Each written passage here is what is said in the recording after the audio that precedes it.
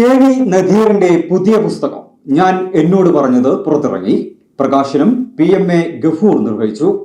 മാധ്യമപ്രവർത്തകനും എഴുത്തുകാരനുമായ KV നദീറിന്റെ പുതിയ പുസ്തകമായ ഞാൻ എന്നോട് പറഞ്ഞത് പ്രകാശനം ചെയ്തു.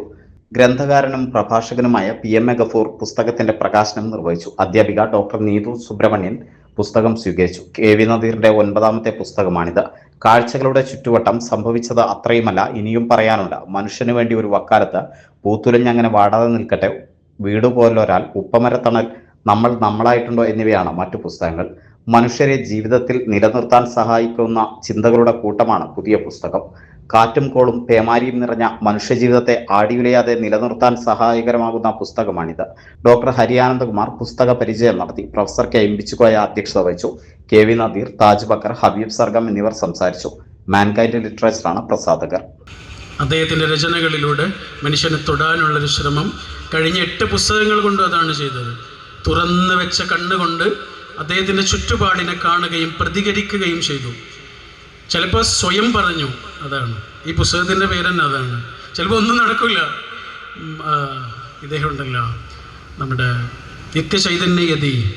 നിത്യചൈതന്യയതി എഴുതിയൊരു പുസ്തകമുണ്ട്. അദ്ദേഹത്തിന് ഏറ്റവും ഇഷ്ടപ്പെട്ട കുറേ മനുഷ്യരെ കുറിച്ച് എഴുതിയൊരു പുസ്തകമുണ്ട്.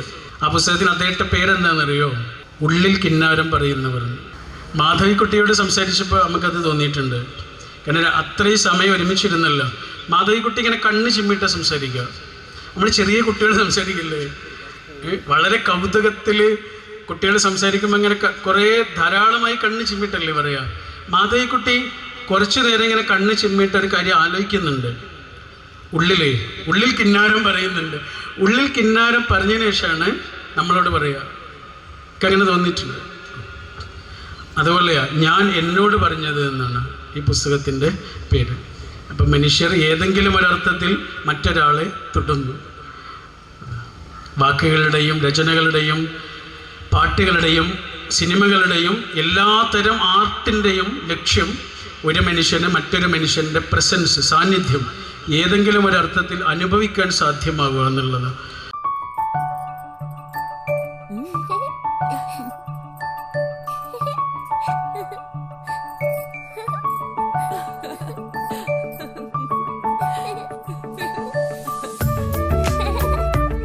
ചില നോട്ടങ്ങൾ പറയാതെ പറയുന്ന ഓർമ്മകളാണ്.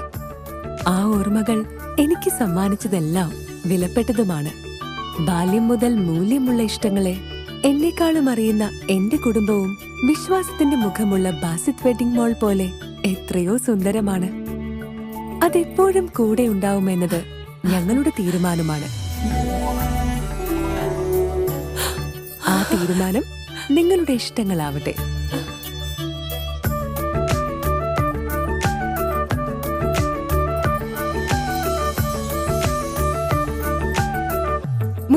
വർഷത്തെ വിശ്വസ്ത പാരമ്പര്യവുമായി എന്നും എപ്പോഴും കൂടെയുണ്ടെന്ന വിശ്വാസം.